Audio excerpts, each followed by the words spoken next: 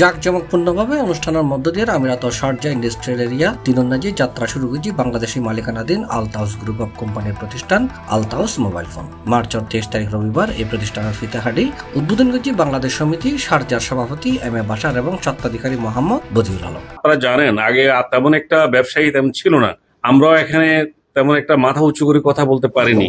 বর্তমানে যে আলহামদুলিল্লাহ রাব্বিল আলামিন বাংলাদেশিরা এখানের মধ্যে প্রচুর ব্যবসা করতেছে এবং এই ব্যবসার মাধ্যমে বাংলাদেশের অনেক রেমিটেন্স প্রবাহ হচ্ছে।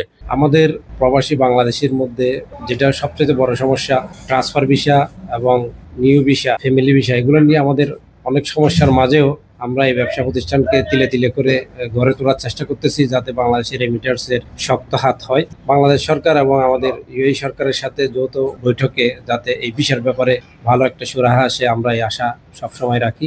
এবং আজকে যে প্রতিষ্ঠানগুলো তৈরি হচ্ছে এগুলো আসলে আমার না, এগুলো আমার পিছনে যারা আছে সবার, এদের কারণেই এই প্রতিষ্ঠান। এই সময় উপস্থিত আছেন কমিটির ব্যক্তিত্ব ব্যবসায়ী শাহাদাত হোসেন, ইঞ্জিনিয়ার করিমুল হক সহ বিপুল সংখ্যক প্রবাসী।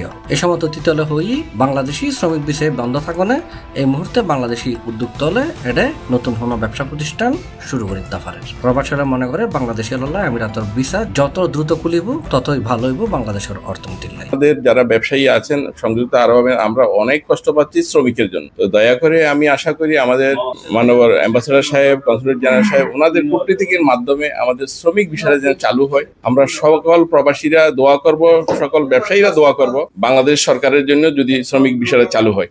আর ভিসার ব্যাপারে আমাদের বাংলাদেশের মানুষগুলা আসতে পারতেছে না, ইন্ডিয়ান এবং পাকিস্তানিদের দিয়ে কাজ করা লাগতেছে। তো যাই হোক, এখন কত সরকারের কাছে তদবির করার মানে ইউএ সরকারের কাছে যাতে আমাদের বিষয়গুলো মুক্ত যত তাড়াতাড়ি করা যায় আমাদের জন্য মঙ্গল। এছাড়াও আলতাউস গ্রুপ অব কোম্পানির আছে typing centre, cycle trading, travel এজেন্সির মতো আরো অনেক প্রতিষ্ঠান। বর্তমানে আমিরাত সাময়িকভাবে বন্ধ আছে বাংলাদেশি এলার বিয়াক ভিসা। এই সমস্যার সমাধান হলে দেশীয় মালিকানাধীন প্রতিষ্ঠানের সংখ্যা আরো বাড়বে বলে আশা প্রবাসী হল।